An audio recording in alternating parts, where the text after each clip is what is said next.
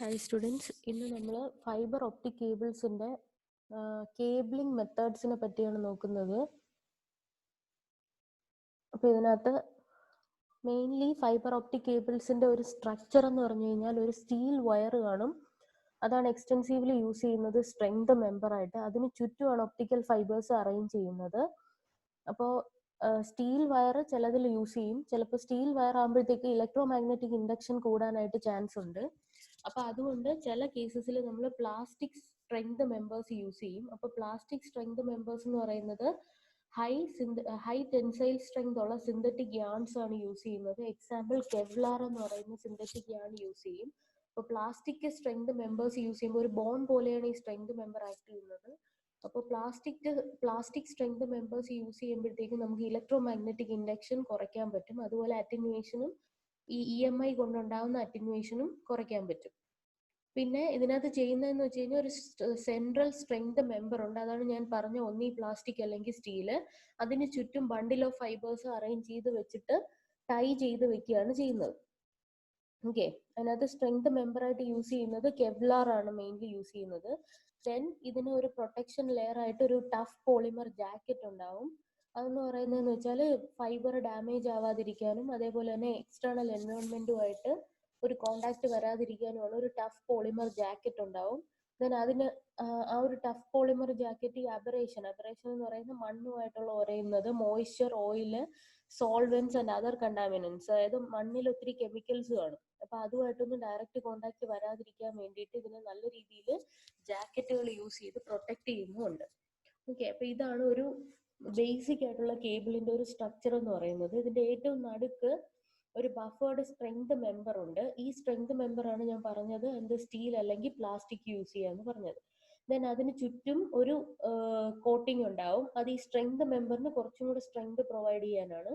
Then ഈ round ഇതിൽ കാണുന്നതാണ് നമ്മുടെ എന്താണ് optical fibres. Basic fibre building block എന്ന് എഴുതിയിരിക്കുന്നുണ്ടോ, ഇതാണ് ഓരോ ഒപ്റ്റിക്കൽ ഫൈബർ. ഇതിനകത്ത് 1, 2, 3, 4, 5 ഒപ്റ്റിക്കൽ ഫൈബേഴ്സ് ബൈൻഡ് ചെയ്ത് വെച്ചിട്ടുണ്ട്.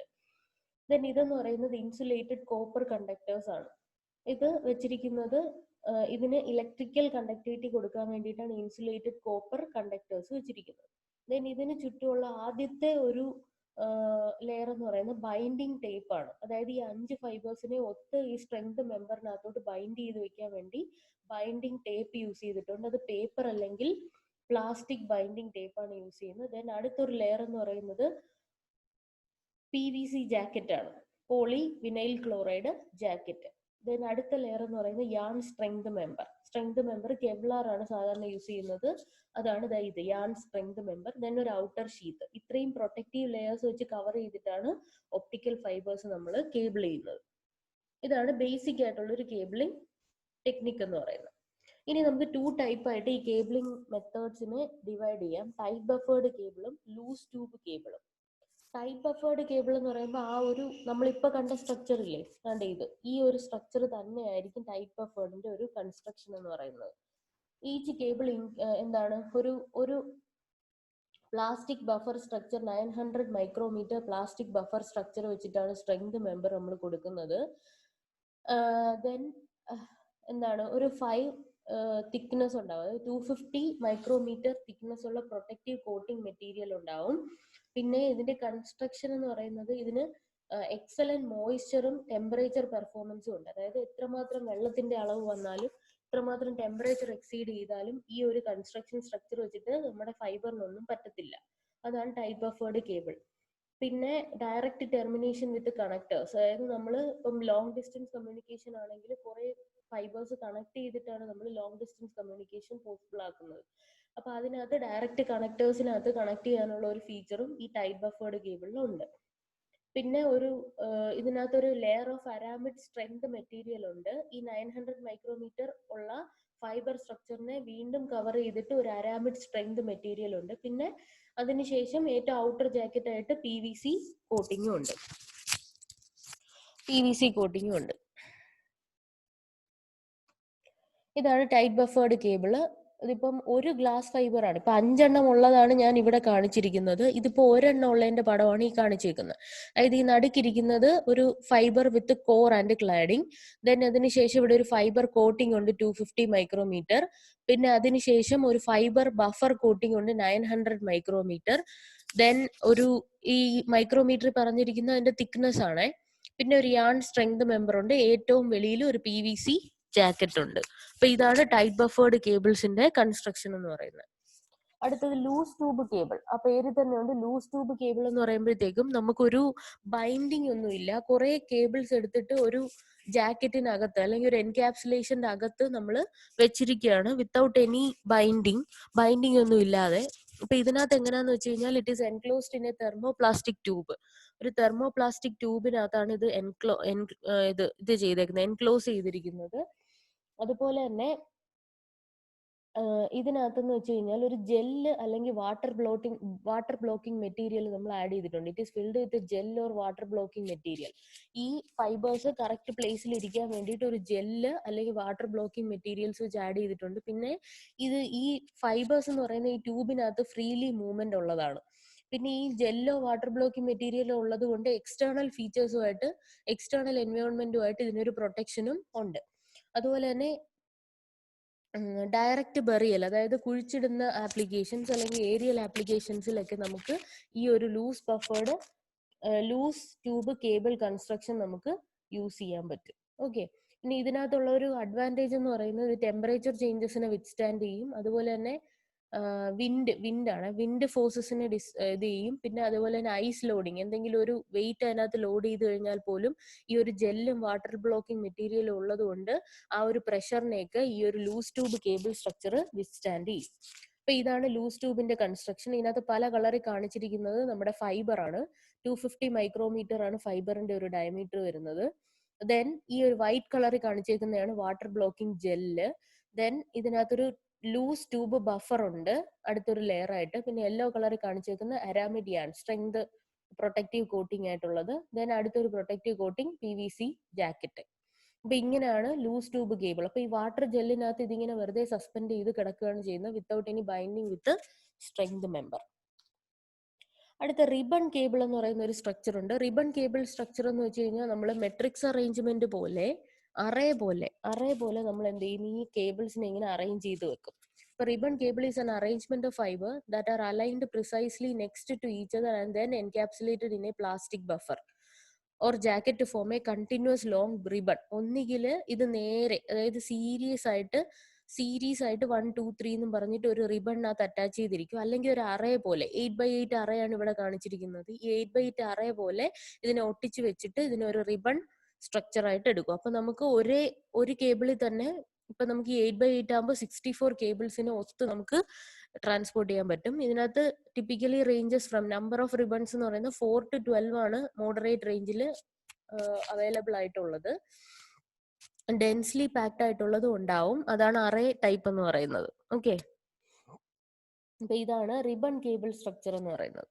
അപ്പൊ ഈ റിബണുമായിട്ട് അറേഞ്ച് ചെയ്തതിന് ശേഷം ഒരു അരാമിഡ് ഔട്ടർ ജാക്കറ്റ് വെച്ചിട്ട് ഇതിനെ പ്രൊട്ടക്ട് ചെയ്ത് വെക്കും. ഓക്കെ, അതാണ് റിബൺ കേബിൾ സ്ട്രക്ചർ. ഇനി അടുത്തത് ഇൻഡോർ കേബിൾ ഡിസൈൻസ് ആണ്. ഇൻഡോർ കേബിൾ ഡിസൈൻസ് എന്ന് പറയുന്നത് ഇന്റർ കണക്ടിങ് ഇൻസ്ട്രുമെന്റ്സ് അതായത് ഇൻഡോർ കേബിൾ ഡിസൈൻ എന്ന് പറയുമ്പോൾ നമുക്കറിയാം ഒരു ബിൽഡിങ്ങിനകത്ത് തന്നെയുള്ള കമ്പ്യൂട്ടേഴ്സ് തമ്മിലോ അല്ലെങ്കിൽ ഇൻസ്ട്രുമെന്റ്സ് തമ്മിലോ ഇന്റർ കണക്ടിങ്ങിന് യൂസ് ചെയ്യുന്നതാണ് ഇന്റർ കണക്ടിങ് കേബിൾസ് അല്ലെങ്കിൽ ഇൻഡോർ കേബിൾസ് എന്ന് പറയുന്നത്. ഓക്കെ, ഒരു സെർവർ അല്ലെങ്കിൽ പ്രിന്റേഴ്സ്, അതിനകത്തുള്ള ഷോർട്ട് പാച്ച് ടെലികമ്മ്യൂണിക്കേഷൻ എക്യുപ്മെന്റ്സിനൊക്കെ നമുക്ക് എന്ത് ചെയ്യാൻ പറ്റും, ഈ ഒരു ഡിസൈൻ ചൂസ് ചെയ്യാൻ പറ്റും. ഇതിനകത്ത് തന്നെ 2-3 ടൈപ്പ് ഉണ്ട്. Interconnect cables, break out or fan out cables, distribution cables. Interconnect cables എന്ന് പറയുമ്പോഴത്തേക്കും നമ്മൾ ലോ ഡ്യൂട്ടി ഫൈബർ ആണ് യൂസ് ചെയ്യുന്നത്, ലൈറ്റ് ഡ്യൂട്ടി ലോ ഫൈബർ ആണ് യൂസ് ചെയ്യുന്നത്. അതിനകത്ത് നമ്മൾ ഡെസ്ക് ലിങ്ക്, അതായത് ഒരു കമ്പ്യൂട്ടറിൽ നിന്ന് പ്രിന്ററിലേക്കോ പാച്ച് കോഡ്സോ point to point run in conduits or tray, അതായത് വെരി ഷോർട്ട് ലെങ്ത് കമ്മ്യൂണിക്കേഷന് വേണ്ടി യൂസ് ചെയ്യാനാണ് ഇന്റർ കണക്ട് കേബിൾസ് യൂസ് ചെയ്യുന്നത്. ഫ്ലെക്സിബിൾ ആണ്, കോമ്പാക്ട് ആണ്, ലൈറ്റ് വെയിറ്റ് ആണ്. ഇതാണ് അതിന്റെ ഒരു അഡ്വാൻറ്റേജ് എന്ന് പറയുന്നത്. പിന്നെ ടൈറ്റ് ബഫേർഡ് കൺസ്ട്രക്ഷൻ ആണ് യൂസ് ചെയ്യുന്നത്. നമ്മൾ ആദ്യം പഠിച്ച ടൈറ്റ് ബഫേർഡ് കൺസ്ട്രക്ഷൻ. ഇതിനകത്ത് പോപ്പുലർ ടൈപ്പ് എന്ന് പറയുന്നത് ഡ്യൂപ്ലെക്സ് കേബിൾ ആണ്. ഡ്യൂപ്ലെക്സ് കേബിൾ എന്ന് പറയുന്നത് പറയുന്നത് two and fro communication simultaneously possible ആയിട്ടുള്ളതാണ് ഡ്യൂപ്ലെക്സ് കേബിൾസ് എന്ന് പറയുന്നത്. പിന്നെ ഇതിനകത്ത് എൻകാപ്സുലേഷൻ PVC ജാക്കറ്റ് ആണ്. ഈ ഡ്യൂപ്ലെക്സ് കേബിൾ അല്ലാതെ അനദർ ടൈപ്പാണ് ജമ്പർ കേബിൾസ് എന്ന് പറയുന്നത്. അത് സിംപ്ലെക്സോ ഡ്യൂപ്ലെക്സോ ആവാം. സിംപ്ലെക്സ് എന്ന് വെച്ചാൽ only one way communication. Duplex എന്ന് പറയുമ്പോഴത്തേക്കും both way communication simultaneously possible ആണ്. അടുത്തത് എന്താണ് ലൈറ്റ് വേവ് ടെസ്റ്റ് എക്യുപ്മെന്റ്സും അതുപോലെ തന്നെ optical transmission modules, transmitter, receiver, അതുപോലെ തന്നെ അങ്ങനെയുള്ളതിന് ആംപ്ലിഫയർ ഒക്കെ കണക്ട് ചെയ്യാൻ വേണ്ടി യൂസ് ചെയ്യുന്നതാണ് ഈ ഇന്റർ കണക്ട് കേബിൾസ്. അടുത്തത് break out or fan out cables. അതിനകത്ത് 12 ടൈറ്റ് ബഫേർഡ് കേബിൾസ് ആണുള്ളത്. Standard around a central strength member. അതായത് ഒരു central strength member steel or plastic ഉണ്ടാവും. അതിന് ചുറ്റും 12 ടൈറ്റ് ബഫേർഡ് കേബിൾസ് സ്റ്റാൻഡ് ചെയ്ത് വെച്ചിരിക്കും. Low to medium fibre count ആപ്ലിക്കേഷനിലാണ് യൂസ് ചെയ്യുന്നത്. ഇതിന്റെ അഡ്വാൻറ്റേജ് എന്ന് പറയുന്നത് ഇൻസ്റ്റലേഷൻ വളരെ ഈസിയാണ്. അടുത്തത് ഡിസ്ട്രിബ്യൂഷൻ കേബിൾസ്. ഡിസ്ട്രിബ്യൂഷൻ കേബിൾസ് എന്ന് പറയുമ്പോഴത്തേക്കും ഒന്നുകിൽ ഇൻഡിവിജ്വൽ ആയിട്ടുള്ള കേബിൾസ് ആയിരിക്കും, അല്ലെങ്കിൽ small group of tight buffered cables ആയിരിക്കും which are standard around a single strength member. ഒന്നുകിൽ ഇൻഡിവിജ്വൽ കേബിൾസ് ആയിട്ട് പോവും, അല്ലാന്നുണ്ടെങ്കിൽ ടൈറ്റ് ബഫേർഡ് കേബിൾസ് ഒരു സ്ട്രെങ്ത് മെമ്പറിന്റെ ഇടയ്ക്ക് എന്താണ് സ്റ്റാൻഡ് ചെയ്ത് വെച്ചിരിക്കുന്ന പോലെ. അഡ്വാൻറ്റേജ് എന്ന് വെച്ച് കഴിഞ്ഞാൽ ആപ്ലിക്കേഷൻ എന്ന് വെച്ച് കഴിഞ്ഞാൽ ഡേറ്റ സെൻഡ് ചെയ്യാം, വോയിസ് സെൻഡ് ചെയ്യാം, വീഡിയോ സിഗ്നൽസ് സെൻഡ് ചെയ്യാം. യൂസ് എന്ന് പറയുന്ന കേബിൾ ട്രേസിലും പിന്നെ ലൂസ് പ്ലേസ്മെന്റ്, ഡ്രോപ്പ് സീലിംഗ് സ്ട്രക്ചേഴ്സിലൊക്കെ നമുക്ക് എന്ത് ചെയ്യാൻ പറ്റും, ഇതിനകത്ത് ഡിസ്ട്രിബ്യൂഷൻ കേബിൾസ് യൂസ് ചെയ്യാം. ഇതിന്റെ മെയിൻ ഫീച്ചർ എന്ന് പറയുന്നത് ഇതിന് ബ്രാഞ്ചസ് നമുക്ക് ഇതിനകത്ത് കൊണ്ടുവരാൻ പറ്റും. ബ്രാഞ്ചസ് കൊണ്ടുവന്നിട്ട് വേരിയസ് ലൊക്കേഷൻസിൽ ഫൈബർ എത്തിക്കാനായിട്ട് പറ്റും. അതുകൊണ്ട് തന്നെയാണ് ഈ പേര് ഡിസ്ട്രിബ്യൂഷൻ കേബിൾസ്. അടുത്തത് ഔട്ട്സൈഡ് കേബിൾസ്. ഔട്ട്സൈഡ് കേബിൾസ് എന്ന് പറയുമ്പോൾ നമുക്കൊരു ബിൽഡിംഗ് മാത്രമല്ല, ബിൽഡിങ്ങിന്റെ വെളിയിൽ നമുക്ക് ഗ്രൗണ്ടിനടിയിലോ ഏരിയലായിട്ടോ വാട്ടറിനടിയിലോ ഒക്കെ യൂസ് ചെയ്യാൻ പറ്റുന്ന കേബിൾസ് ആണ് ഔട്ട്സൈഡ് കേബിൾസ്. ഒന്നുകിൽ ഏരിയൽ ആവാം. ഏരിയൽ എന്ന് വെച്ചാൽ എയറിൽ കൂടെ പോകുന്ന കേബിൾസ്. ഡക്ട് എന്ന് പറയുമ്പോൾ ഹോൾ ഉണ്ടാക്കിയിട്ട് അതിൽ കൂടെ ഉള്ള. ഡയറക്റ്റ് ബെറിയൽ എന്ന് പറയുമ്പോഴത്തേക്കും കുഴിച്ച് അതിനകത്തൂടെ എടുക്കുന്ന അണ്ടർ വാട്ടർ ആപ്ലിക്കേഷൻ. ഇതിനെല്ലാം ഔട്ട്സൈഡ് കേബിൾസ് നമുക്ക് യൂസ് ചെയ്യാം. ഇതിനകത്ത് യൂസ് ചെയ്യുന്ന സ്ട്രക്ചർ എന്ന് പറയുന്നത് ലൂസ് ട്യൂബ് സ്ട്രക്ചർ ആണ് യൂസ് ചെയ്യുന്നത്. അതായത് വാട്ടർ ബ്ലോക്കിംഗ് ജെല്ലിനകത്ത് ഫൈബർ വെറുതെ സസ്പെൻഡ് ചെയ്ത് കിടക്കുന്ന സ്ട്രക്ചർ. ആ വാട്ടർ ബ്ലോക്കിംഗ് ജെൽ എന്ന് പറയുന്നത് വളരെയധികം പ്രഷർ ഹാൻഡ്ലിംഗ് കപ്പാസിറ്റി ഉള്ള മെറ്റീരിയൽ ആണ്. അപ്പൊ ഇതിനകത്ത് 3 കേബിൾസ് ആണ് ഉള്ളത്. ഒന്ന് aerial cables, then armoured cables and underwater cables. Aerial cables എന്ന് പറയുന്നത് നമ്മൾ mounted between buildings or on poles or towers. അതായത് എയർ വഴി പോകുന്നതായിരിക്കും. ബിറ്റ്വീൻ ബിൽഡിങ്സ് അല്ലെങ്കിൽ പോൾസ് അല്ലെങ്കിൽ ടവേഴ്സിന് ഇടയ്ക്കുള്ള കമ്മ്യൂണിക്കേഷൻ യൂസ് ചെയ്യും. സെൽഫ് സപ്പോർട്ടിംഗും ഉണ്ട്, ഫെസിലിറ്റി സപ്പോർട്ടിംഗ് ഉണ്ട്. 2 ടൈപ്സ് ഓഫ് ഏരിയൽ കേബിൾസ് ഉണ്ട്. സെൽഫ് സപ്പോർട്ടിംഗ് കേബിൾസും ഉണ്ട്, ഫെസിലിറ്റി സപ്പോർട്ടിംഗ് കേബിൾസും ഉണ്ട്. അതിൽ സെൽഫ് സപ്പോർട്ടിംഗ് കേബിൾസ് എന്ന് പറയുമ്പോൾ അതിനകത്തൊരു ഇന്റേണൽ സ്ട്രെങ്ത് മെമ്പർ ഉണ്ട്. അത് വെച്ചിട്ടാണ് രണ്ട് പോൾസിനിടയ്ക്ക് ഈ കേബിളിനെ ഹാങ് ചെയ്യുന്നത് without using any additional support mechanism. ആ ഇന്റേണൽ സ്ട്രെങ്ത് മെമ്പർ തന്നെയാണ് ആ പോൾസിനിടയ്ക്ക് ഇതിനെ സ്ട്രങ് ചെയ്യാൻ വേണ്ടിയിട്ട് യൂസ് ചെയ്യുന്നത്. അല്ലാതെ ഒരു സ്ട്രെങ്ത് മെക്കാനിസം ഒന്നും ഇതിനകത്ത് ഇല്ല. അതാണ് സെൽഫ് സപ്പോർട്ടിംഗ് എന്ന് പറയുന്നത്. സെൽഫ് സപ്പോർട്ടിംഗ് എന്ന് വെച്ച് കഴിഞ്ഞാൽ ആ കേബിളിനെ ബൈൻഡ് ചെയ്യാൻ വെച്ചിരിക്കുന്ന ഒരു സെൻട്രൽ സ്ട്രെങ്ത് മെമ്പർ ഉണ്ടല്ലോ, ആ മെമ്പർ വെച്ച് തന്നെയായിരിക്കും രണ്ട് പോൾസിനിടയ്ക്കുള്ള കണക്ഷൻസും ചെയ്തിരിക്കുന്നത്. അതാണ് self supporting. Then facility supporting എന്ന് പറയുമ്പോഴത്തേക്കും cable is lashed or clipped to this member. അതായത് വേറൊരു സെപ്പറേറ്റ് വയർ അല്ലെങ്കിൽ സ്ട്രെങ്ത് മെമ്പർ കാണും പോളിന്റെ ഇടയ്ക്ക്. അതിനകത്ത് എന്ത് ചെയ്യുന്നു, നമ്മുടെ ഈ ഫൈബറിനെ ക്ലിപ്പ് ചെയ്ത് വെച്ചിരിക്കും. അപ്പൊ ആ സ്ട്രെങ്ത് മെമ്പറിന്റെ ഒരു സ്ട്രെങ്തും കൂടെ ഇതിന് അഡീഷണലി കിട്ടും. അതാണ് ഫെസിലിറ്റി സപ്പോർട്ടിംഗ്. ഇനി അടുത്ത ആർമേർഡ് കേബിൾ. ആർമേർഡ് കേബിൾ എന്ന് പറയുമ്പോൾ കുഴിച്ചിടുന്നതും അണ്ടർഗ്രൗണ്ട് ഡക്റ്റിലും ഉള്ള കേബിൾ ആണ് ആർമേർഡ് കേബിൾ. ഇതിനകത്ത് 1 or more layers of steel wire കാണും, അല്ലെങ്കിൽ സ്റ്റീൽ ഷീത്ത് പ്രൊട്ടക്റ്റീവ് കാണും. അതായത് എന്തെങ്കിലും ഒരു ആനിമൽസ് ബറോ ചെയ്യുമ്പോഴോ റോഡൻസിന്റെ ഒക്കെ ശല്യം കാരണം ഇത് ചിലപ്പോൾ നശിപ്പിക്കാൻ സാധ്യതയുണ്ട് ഈ ഫൈബറിനെ. സോ അതുകൊണ്ട് പ്രൊട്ടക്റ്റീവ് ജാക്കറ്റ് കൂടുതലായിരിക്കും. ഒരു സ്റ്റീൽ വയർ അല്ലെങ്കിൽ സ്റ്റീൽ ഷീത്ത്, അതിന്റെ മണ്ടയിലായിരിക്കും PVC ജാക്കറ്റ് ഉണ്ടാവുക. അപ്പം എത്രമാത്രം ആനിമൽസ് അതിനെ ഡിസ്ട്രോയ് ചെയ്യാൻ നോക്കിയാലും പറ്റത്തില്ല. അതുപോലെ തന്നെ സ്ട്രെങ്ത് മെമ്പർസ്, പിന്നെ ബാക്കിയുള്ള കമ്പോണൻസ് എല്ലാം പഴയതുപോലെ തന്നെയാണ്. ഇതിനകത്ത് ഈ കാണിച്ചേക്കുന്ന കോറിഗേറ്റഡ് സ്റ്റീൽ ടേപ്പ് എന്നൊക്കെ പറയുന്ന എക്സ്ട്രാ കുറച്ച് പ്രൊട്ടക്റ്റീവ് ലെയേഴ്സും കൂടെ ഈ ഒരു അണ്ടർ വാട്ടർ ബറീഡ് ഇതിനകത്തോട്ട് വരും. അത്രേ ഉള്ളൂ.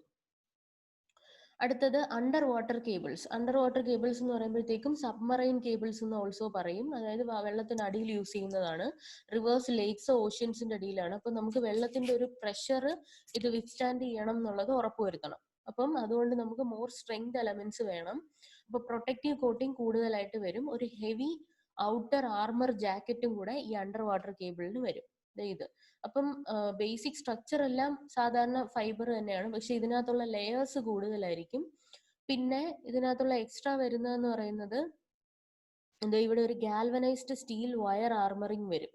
ഈ ഒരു ബോൾട്ട് പോലെ, ഒരു ബോൾ ബെയറിംഗ് പോലെ ഒരു സംഭവം ഇതിന്റെ ഇടയ്ക്ക് വരും. അപ്പൊ അതൊക്കെ പ്രൊട്ടക്റ്റീവ് ഇതിനാണ് യൂസ് ചെയ്യുന്നത്. അപ്പൊ റാപ്പിംഗ് വിത്ത് മോയ്സ്ചർ ബാരിയർ, ഒരു മോയ്സ്ചർ ബാരിയർ ഉണ്ട്. മോയ്സ്ചർ ബാരിയർ എന്തിനാന്ന് വെച്ചാൽ അണ്ടർ വാട്ടർ ആണ്. അപ്പൊ അണ്ടർ വാട്ടർ ആകുമ്പോഴത്തേക്കും വെള്ളം ഫൈബറുമായിട്ട് ടച്ച് ചെയ്യാൻ ഒരിക്കലും കാരണമാവരുത്.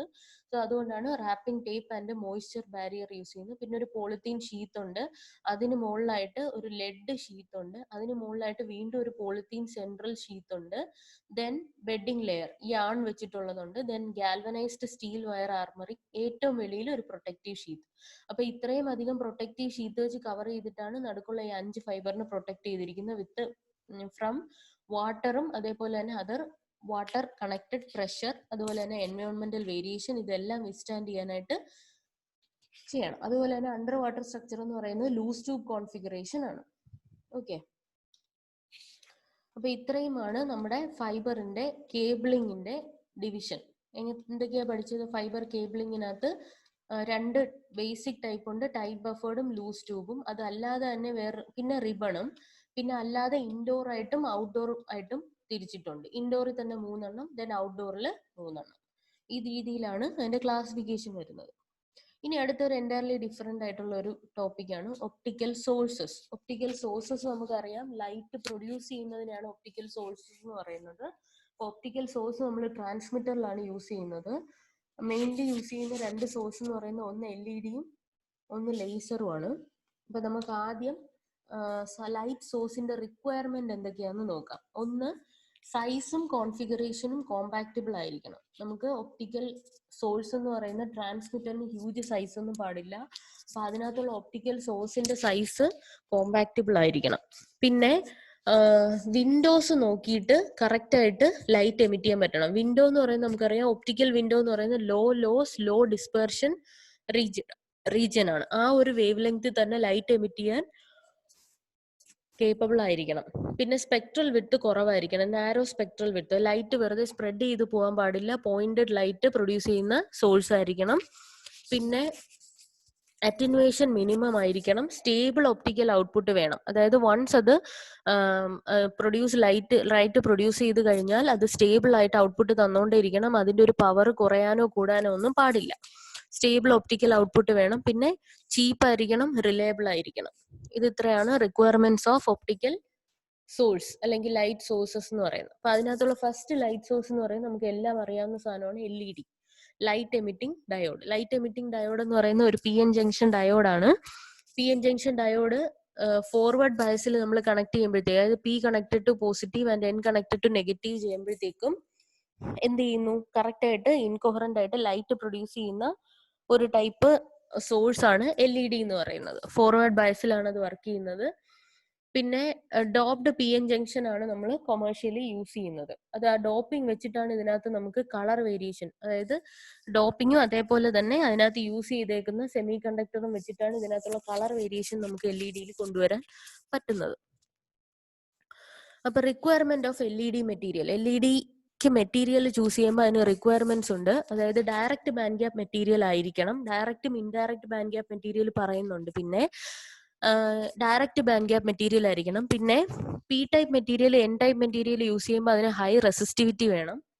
Radiating path should be present. അതായത് LED നമ്മൾ മാനുഫാക്ചർ ചെയ്യുമ്പോൾ അതിനകത്തുനിന്ന് ലൈറ്റ് എമിറ്റിംഗ് ഒരു പാത്ത് വേണം. പിന്നെ should contain high injection and luminance efficiency. അതെല്ലാം ലൈറ്റിന്റെ പ്രൊഡക്ഷന് വേണ്ടിയിട്ടുള്ള എഫിഷ്യൻസീസ് ആണ്. ഇഞ്ചക്ഷൻ എഫിഷ്യൻസിയും ലൂമിനൻസ് എഫിഷ്യൻസി, ഇത് നമ്മൾ പഠിക്കും അങ്ങോട്ട് പോകുമ്പോൾ. അപ്പൊ ഈ ഒരു 4 പോയിന്റ് ആണ് LED-യുടെ മെറ്റീരിയൽ ചൂസ് ചെയ്യുമ്പോൾ മൈൻഡിൽ വെക്കേണ്ട പോയിന്റ്സ്. ഇനി principle of working of LED.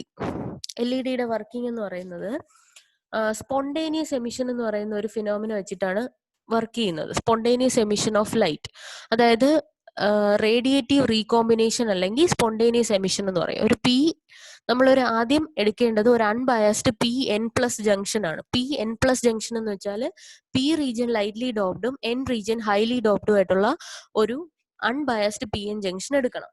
Then നമ്മൾ എന്ത് ചെയ്യണം, ഒരു വോൾട്ടേജ് വി അപ്ലൈ ചെയ്യണം. വി അപ്ലൈ ചെയ്യുമ്പോൾ അതിന്റെ വാല്യൂ എന്ന് പറയുന്നത് അപ്ലൈഡ് വോൾട്ടേജിന്റെ വാല്യൂ അത് എന്താണ് ഫോർവേഡ് ബയസ് രീതിയിലായിരിക്കണം നമ്മൾ ഈ വി വോൾട്ടേജ് വാല്യൂ അപ്ലൈ ചെയ്യേണ്ടത്. അപ്പൊ ഈ വിയുടെ വാല്യൂ എന്ന് പറയുമ്പോൾ നമ്മൾ ആദ്യം സീറോയിൽ നിന്ന് ഇൻക്രീസ് ചെയ്തുകൊണ്ട് പോകണം. ഈ വി സീറോ എന്ന് പറഞ്ഞ് ഇവിടെ പറഞ്ഞേക്കുന്നതെന്ന് വെച്ചാൽ അതിന്റെ ബാരിയർ പൊട്ടൻഷ്യൽ അല്ലെങ്കിൽ ഡിപ്ലീഷൻ പൊട്ടൻഷ്യൽ ആണ്. അപ്പൊ നമ്മളൊരു ഫോർവേഡ് ബയസിൽ വോൾട്ടേജ് ഇൻക്രീസ് ചെയ്തുകൊണ്ട് പോകുമ്പോൾ ഡിപ്ലീഷൻ റീജിയൻ എന്ത് സംഭവിക്കും, ഡിപ്ലീഷൻ റീജിയന്റെ വിട്ട് കുറഞ്ഞു കുറഞ്ഞു വരും. ആ ഡിപ്ലീഷൻ റീജിയന്റെ വിട്ട് കുറഞ്ഞു കുറഞ്ഞ് എപ്പോഴാണോ V equal to V zero ആവുന്നത്, ഡിപ്ലീഷൻ റീജിയന്റെ potential V zero minus V zero ആയിട്ട് മാറും. അതായത് കൂടി വരുന്തോറും വി സീറോ മൈനസ് വി ആയിരിക്കും. കാരണം ഇത് ബാരിയർ പൊട്ടൻഷ്യൽ, ഇത് applied voltage. When barrier potential equal to applied voltage ആകുമ്പോൾ ഈ V zero minus V equal to zero ആയിരിക്കും. അതായത് ഡിപ്ലീഷൻ റീജിയന്റെ വിട്ടങ്ങ് ഇല്ലാതാവും. ആ ഇല്ലാതാവുന്ന സമയത്ത് ഇലക്ട്രോൺസ് ഫ്രം ദി എൻ സൈഡിലുള്ള മെജോറിറ്റി ഇലക്ട്രോൺസ് എന്ത് ചെയ്യും, ഹോൾസിനകത്തേക്ക് വന്ന് മൈനോറിറ്റി ഹോൾസുമായിട്ട് അത് റീകമ്പൈൻ ചെയ്യും. അങ്ങനെ റീകമ്പൈൻ ചെയ്യുമ്പോഴത്തേക്കും കുറച്ച് എനർജി അത് റിലീസ് ചെയ്യും. ആ എനർജി റിലീസ് ചെയ്യുന്ന will be in the form of light. അതാണ് ഇവിടെ കാണിച്ചിരിക്കുന്നത്. ഇ ഈസ് ഈക്വൽ ടു, അതായത് E is equal to E G ആവുമ്പോൾ, applied voltage equal to band gap energy ആവുമ്പോഴത്തേക്കും ഇവിടെ ഉള്ള ഇലക്ട്രോൺസ് ഈ പി റീജിയനിലുള്ള ഹോൾസുമായിട്ട് റീകമ്പൈൻ ചെയ്തിട്ട് ഈ പോകുന്ന ഈ ഒരു റേഡിയേറ്റീവ് എനർജിയാണ് ലൈറ്റ് ആയിട്ട് നമുക്ക് വെളിയിൽ കിട്ടുന്നത്. അപ്പോൾ ഫോർവേഡ് ബയസ് അപ്ലൈ ചെയ്യുക. ഫോർവേഡ് ബയസ് അപ്ലൈ ചെയ്യുമ്പോഴത്തേക്കും voltage equal to barrier potential ആവുന്ന സമയത്ത് ഡിപ്ലീഷൻ റീജിയൻ കംപ്ലീറ്റ്ലി ഇല്ലാതാവും. ഇല്ലാതാവുന്ന സമയത്ത് പി റീജിയനിലുള്ള ഹോൾസും എൻ റീജിയനിലുള്ള ഇലക്ട്രോൺസും തമ്മിൽ റീകമ്പൈൻ ചെയ്യുമ്പോൾ എനർജി ലോസ് ഉണ്ടാവും. ആ energy will be injected in the form of light അല്ലെങ്കിൽ ഫോട്ടോൺസ്. ഫോട്ടോൺ എന്ന് പറയുന്നത് പാക്കറ്റ് ഓഫ് ലൈറ്റിനെയാണ് ഫോട്ടോൺസ് എന്ന് പറയുന്നത്. ആ ഫോട്ടോണിന്റെ എനർജി എന്ന് പറയുന്നത് E is equal to H nu ആയിരിക്കും. E G is equal to H nu. ആ ബാൻഡ് ഗ്യാപ്പ് എനർജിക്ക് ഈക്വൽ ആയിട്ടുള്ള ഒരു എനർജി ആയിരിക്കും ലൈറ്റ് ആയിട്ട് പ്രൊഡ്യൂസ് ചെയ്യുന്നത്. H into nu. H is a Planck's constant and nu is a frequency. ഇതിനെ വേറൊരു പേരും കൂടെ പറയും, ഇഞ്ചക്ഷൻ ഇലക്ട്രോലൂമിനസെൻസ് എന്ന് പറയും. Injection electroluminescence. ഈ എൽ ഇ ഡിയുടെ സ്പോണ്ടേനിയസ് എമിഷൻ എന്ന് പറയുന്ന വേറൊരു പേരാണ് ഇഞ്ചക്ഷൻ ഇലക്ട്രോലൂമിനസെൻസ്. അപ്പൊ ഇതിനകത്ത് ഫോട്ടോണിന്റെ എനർജി എന്ന് പറയുന്നത് will be equal to the band gap energy of the semiconductor. ഇത് വെച്ചിട്ട് നമുക്കൊരു ഇക്വേഷൻ എഴുതാം. E G is equal to H nu. H nu എന്ന് പറയുന്നത് energy of photon, E G എന്ന് പറയുന്നത് ബാൻഡ് ഗ്യാപ്പ് എനർജി. ന്യൂവിനെ നമുക്ക് സി ബൈ ലാംഡ എന്ന് എഴുതാം. F is equal to C by lambda ആണ്. അപ്പൊ H C by lambda is equal to E G. Lambda is equal to H C by E G. അതിൽ H എന്ന് പറയുന്നത് planks constant ആണ്, C എന്ന് പറയുന്നത് ലൈറ്റിന്റെ വെലോസിറ്റി ആണ്. അത് രണ്ടും കോൺസ്റ്റന്റ് ആണ്. ചേഞ്ച് ചെയ്യുന്ന ഏത് മാത്രമേ ഉള്ളൂ, ഈ ബാൻഡ് ഗ്യാപ്പ്. അപ്പൊ നമുക്ക് ഒരു വേവ് ലെങ്തിലുള്ള ലൈറ്റ് വേണം എന്നുണ്ടെങ്കിൽ നമ്മൾ പ്രത്യേക എനർജി ബാൻഡ് ഗ്യാപ്പ് കൊണ്ടുവന്നാൽ മതി. ഇപ്പൊ റെഡ് ലൈറ്റിന്റെ വേവ് ലെങ്ത് വേണമെങ്കിൽ എനർജി ബാൻഡ് ഗ്യാപ്പ് അത്രയുമുള്ള ഒരു സെമി കണ്ടക്ടർ വേണം. ഏതിന് യൂസ് ചെയ്യാൻ, എൽ ഇ ഡി മാനുഫാക്ചർ ചെയ്യാൻ യൂസ് ചെയ്യാൻ. ഈ എച്ചും സിയും കോൺസ്റ്റന്റ് ആയതുകൊണ്ട് ഇത് രണ്ടും കൂടെ മൾട്ടിപ്ലൈ ചെയ്ത് നമുക്കൊരു വാല്യൂ കിട്ടും 1.24. അപ്പൊ lambda is equal to 1.24 by E G. അപ്പൊ ഇ ജി ഏതൊക്കെ മാറ്റി കഴിഞ്ഞാൽ നമുക്ക് ഡിഫറെന്റ് ലാംഡയിലുള്ള ലൈറ്റ്സ് പ്രൊഡ്യൂസ് ചെയ്യാൻ പറ്റും. Different lambda means different colour of light. ഇനി അടുത്ത ആദ്യമേ ഞാൻ പറഞ്ഞു എൽ ഇ ഡി പ്രൊഡ്യൂസ് ചെയ്യാൻ വേണ്ടി ഡയറക്റ്റ് റീകോമ്പിനേഷൻ ഉള്ള, ഡയറക്റ്റ് ബാൻഡ് ഗ്യാപ്പ് എനർജി ഉള്ള സെമി കണ്ടക്ടർ യൂസ് ചെയ്യണമെന്ന്. അപ്പൊ നമുക്ക് എന്താണ് ഡയറക്റ്റ് ആൻഡ് ഇൻഡയറക്റ്റ് റീകോമ്പിനേഷൻ എന്ന് നോക്കാം. ആദ്യം ഡയറക്റ്റ് റീകോമ്പിനേഷൻ. ഡയറക്റ്റ് റീകോമ്പിനേഷൻ അല്ലെങ്കിൽ direct band gap semi conductors എന്ന് പറയുമ്പോൾ അതിന്റെ കണ്ടക്ഷൻ ബാൻഡും വാലൻസ് ബാൻഡും ഒരേ, അതായത് കണ്ടക്ഷൻ ബാൻഡിന്റെ മിനിമവും വാലൻസ് ബാൻഡിന്റെ മാക്സിമവും ഒരേ മൊമെന്റം പൊസിഷനിലായിരിക്കും. അപ്പൊ നമുക്ക് ഒരു റീകോമ്പിനേഷൻ നടക്കുകയാണെങ്കിൽ കണ്ടക്ഷൻ ബാൻഡിൽ ഇരിക്കുന്ന ഇലക്ട്രോൺസ് വാലൻസ് ബാൻഡിൽ ഇരിക്കുന്ന ഹോൾസുമായിട്ട് ഡയറക്റ്റ് റീകോമ്പിനേഷൻ നടത്താനായിട്ട് പറ്റും. അങ്ങനെ ഡയറക്റ്റ് റീകോമ്പിനേഷൻ നടക്കുമ്പോഴാണ് നമുക്ക് ലൈറ്റ് ആയിട്ട് ഈ എനർജി, എക്സസ് എനർജി, റീകോമ്പിനേഷൻ നടക്കുമ്പോൾ ഉള്ള എനർജി ലൈറ്റ് ആയിട്ട് വെളിയിൽ കിട്ടുന്നത്. ഓക്കെ, അപ്പൊ എന്താണ് പറഞ്ഞത്, കണ്ടക്ഷൻ ബാൻഡിന്റെ മിനിമവും വാലൻസ് ബാൻഡിന്റെ മാക്സിമവും സെയിം മൊമെന്റം പൊസിഷനിലായിരിക്കും. ഇതാണ് മൊമെന്റം ആക്സിസ്. ആ മൊമെന്റത്തിന്റെ സെയിം പൊസിഷനിലായിരിക്കും ഇതിന്റെ രണ്ടിന്റെയും മിനിമോ മാക്സിമോ ഇരിക്കുന്നത്. സോ ഇവിടെ ഇരിക്കുന്ന ഒരു ഇലക്ട്രോൺ ഇവിടെ ഇരിക്കുന്ന ഒരു ഹോളുമായിട്ട് റീകമ്പൈൻ ചെയ്യണമെങ്കിൽ ഡയറക്റ്റ് ആയിട്ട് ചാടിപ്പോയി അവിടെ റീകോമ്പിനേഷൻ നടക്കും. നടക്കുമ്പോൾ ഉള്ള എനർജി, എക്സസ് എനർജിയാണ് will be emitted as light. അപ്പൊ അതാണ് ഡയറക്റ്റ് ബാൻഡ് ഗ്യാപ്പ്. സെമി കണ്ടക്ടേഴ്സും ഡയറക്റ്റ് റീകോമ്പിനേഷനും. ഇനി indirect band gap semiconductors ആണെങ്കിൽ കണ്ടക്ഷൻ ബാൻഡ് മിനിമവും വാലൻസ് ബാൻഡ് മാക്സിമവും രണ്ടും രണ്ട് മൊമെന്റം പൊസിഷനിലായിരിക്കും ഇരിക്കുന്നത്. സോ ആദ്യം ഒരു ഇൻഡയറക്റ്റ് ട്രാൻസിഷൻ ഉണ്ടാവും. ഇവിടെ ഒരു ഇന്റർമീഡിയറ്റ് എനർജി ലെവലിലേക്ക് ഇവിടെ ഇരിക്കുന്ന ഹോള് വന്നതിന് ശേഷം മാത്രമേ എന്ത് ചെയ്യത്തുള്ളൂ, വാലൻസ് ബാൻഡിൽ ഇരിക്കുന്ന ഇലക്ട്രോണുമായിട്ട് അത് റീകമ്പൈൻ ചെയ്യത്തുള്ളൂ. അപ്പൊ ഇവിടെ ഇരിക്കുന്ന ഒരു ഇലക്ട്രോൺ ആദ്യം ഈ ഒരു ഇന്റർമീഡിയറ്റ് ലെവലിൽ വരും. വന്നതിന് ശേഷം മാത്രമേ എന്ത് ചെയ്യത്തുള്ളൂ, കറക്റ്റ് മൊമെന്റം പൊസിഷനിലായിട്ട് മാത്രമേ ഹോളുമായിട്ട് അത് റീകമ്പൈൻ ചെയ്യത്തുള്ളൂ. അപ്പൊ ഈ ഒരു ട്രാൻസിഷനിൽ എനർജി എന്ന് പറയുന്നത് ലൈറ്റ് ആയിരിക്കില്ല. ഈ ഒരു ഇന്റർമീഡിയറ്റ് എനർജി ലെവൽ വരുന്ന ഒന്നുകിൽ ലാറ്റിസ് വൈബ്രേഷൻ ആയിരിക്കും, അല്ലാന്നുണ്ടെങ്കിൽ ഹീറ്റ് ആയിട്ട് റിലീസ് ചെയ്യും. പിന്നെ ബാക്കിയുള്ള കുറച്ച്, അതായത് ഈ ഒരു മൊമെന്റം പൊസിഷനിൽ എത്തിയിട്ട് ബാക്കി പോകുന്ന റീകോമ്പിനേഷനിലായിരിക്കും ലൈറ്റ് വരുന്നത്. അപ്പൊ ഇൻഡയറക്റ്റ് റീകോമ്പിനേഷനിൽ കംപ്ലീറ്റ്ലി എനർജി ലൈറ്റ് ആയിട്ട് കൺവേർട്ട് ചെയ്യത്തില്ല. കുറച്ച് എനർജി ഹീറ്റ് അല്ലെങ്കിൽ ലാറ്റിസ് വൈബ്രേഷൻ ആയിട്ട് മാറിയിട്ട് കുറച്ച് എനർജി മാത്രമേ നമുക്ക് ലൈറ്റ് ആയിട്ട് കിട്ടുകയുള്ളൂ. പക്ഷെ ഡയറക്റ്റ് ബാൻഡ് ഗ്യാപ്പിലാണെങ്കിൽ full energy band gap will be converted into photons. അതുകൊണ്ടാണ് നമ്മൾ ഡയറക്റ്റ് ബാൻഡ് ഗ്യാപ്പ് എനർജി എവിടെ യൂസ് ചെയ്യുന്നത്? LED band gap material LED manufacture ചെയ്യാൻ വേണ്ടി യൂസ് ചെയ്യുന്നത്. ഓക്കെ, അപ്പൊ ഇത്രയുമാണ് ഇന്നത്തെ ക്ലാസ്സിനകത്തുള്ളത്. അപ്പൊ ബാക്കി നമുക്ക് അടുത്ത ക്ലാസ്സിനകത്ത് നോക്കാം. അപ്പൊ ഇതിന്റെ ലെക്ചർ നോട്ട്സ് എഴുതിയിട്ട് ഇന്ന് തന്നെ സബ്മിറ്റ് ചെയ്യുക.